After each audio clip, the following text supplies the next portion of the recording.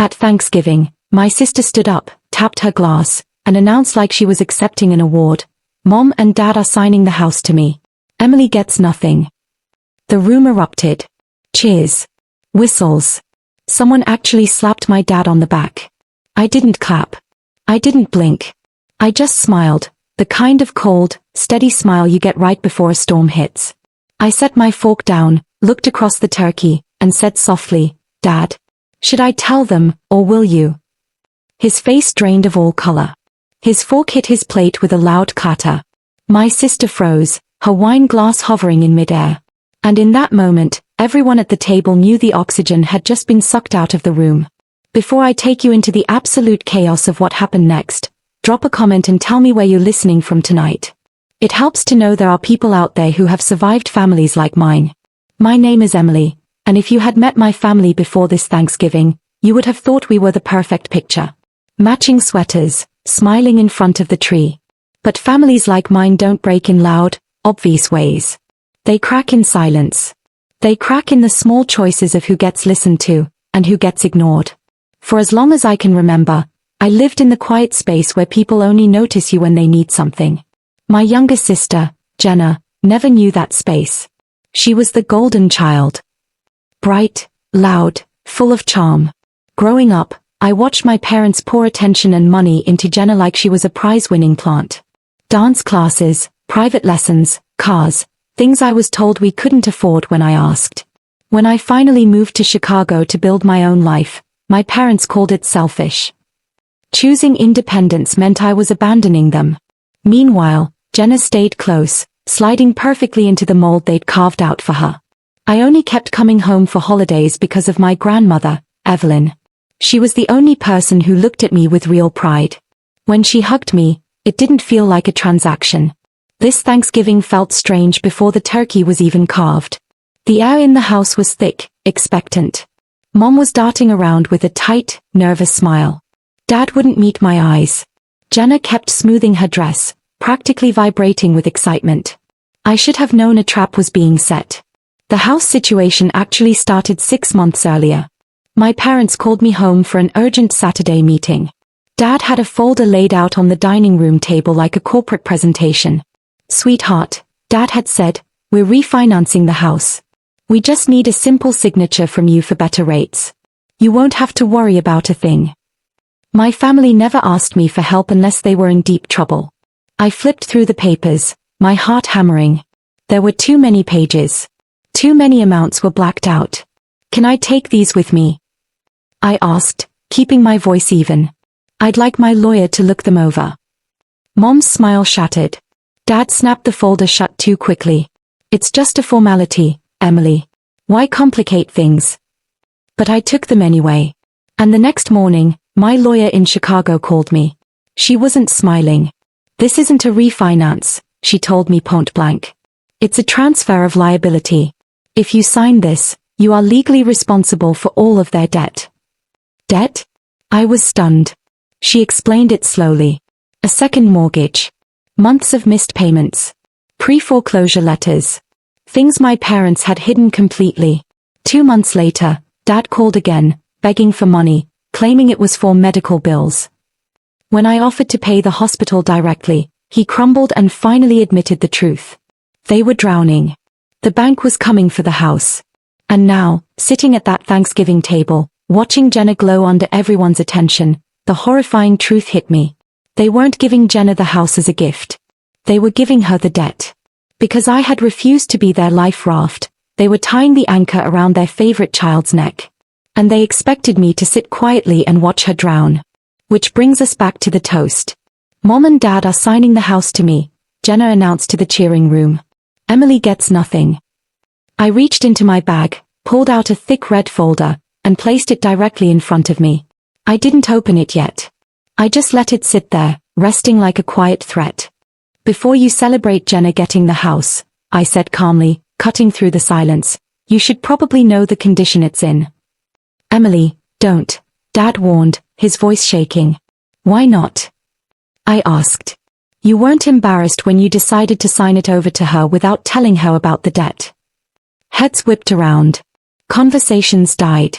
Jenna stiffened like someone had pulled a string tight inside her. What debt? She snapped. I opened the folder. A stack of past due bills, late notices, and bank letters stared up at us. I slid the summary page forward. They are behind on payments, I said clearly. On 2 mortgages. The second one was taken out without telling anyone. They are months from foreclosure. Maybe weeks. My mother's hand flew to her mouth. Dad turned bright red. Jenna blinked like she'd been slapped. That's not true, she stammered, her voice rising in panic. They would have told me. Did they tell you, I asked, keeping my eyes locked on hers, that the house comes with over $100,000 in debt? That the second you sign those papers, you are legally responsible for every single overdue penalty. Something cracked in Jenna's expression. Dad lunged forward across the table, trying to snatch the paper out of my hand in front of 20 witnesses. I pulled it back just in time. Stop. Mom begged, sobbing into her napkin. Please don't do this today. Why not? I fired back. You chose today. You chose an audience. The relatives started shifting uncomfortably. Some looked furious. My Aunt Diane was the first to speak up. Daniel, she said sharply to my father. Is this true? Dad's jaw clenched so tightly I thought it would break. He couldn't look at her. Jenna looked at our parents, her bottom lip trembling.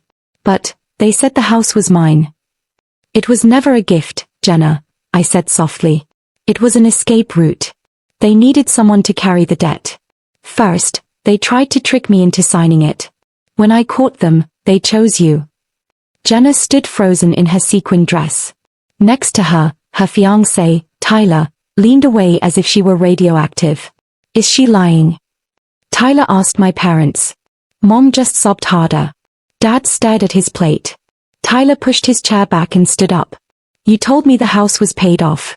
You told me we'd have a clean start. Tyler, please, Jenna reached for him.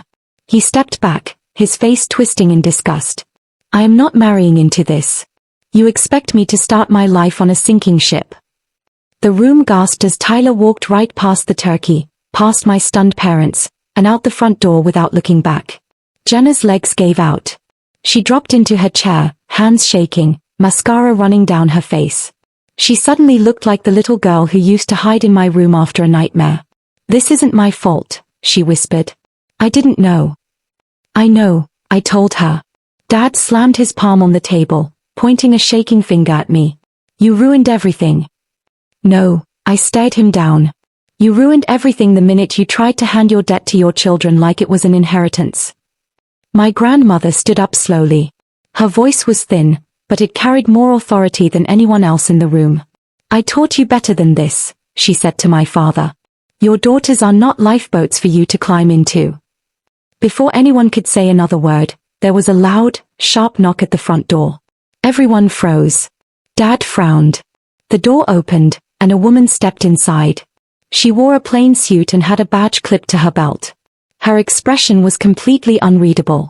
Mr. and Mrs. Nolan, she asked. I'm an investigator. We received a report of potential financial misconduct regarding your mortgage records. I have a few questions. You could have heard a pin drop. Mom nearly collapsed. Dad went stark white. Jenna grabbed the edge of the table to keep from falling out of her chair. Emily, Mom sobbed, looking at me with wild eyes. Tell her you misunderstood. Please. I didn't answer. I just picked up my coat.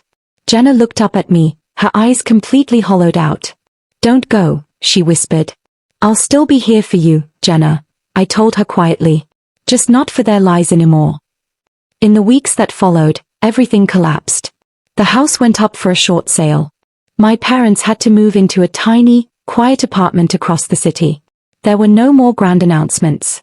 No more golden child illusions. Jenna started therapy. She calls me often now, sometimes just to sit in silence on the phone. She finally understands why I moved away. Telling the truth isn't a betrayal. Hiding it is. And families built on denial will always, eventually, collapse. If you've ever had to stand alone at a table full of people who claim to love you, tell me where you're listening from. And after hearing my story, what would you have done? Subscribe to Vengeful Goddess for unforgettable tales of betrayal, resilience, and justice. Stories you won't hear anywhere else.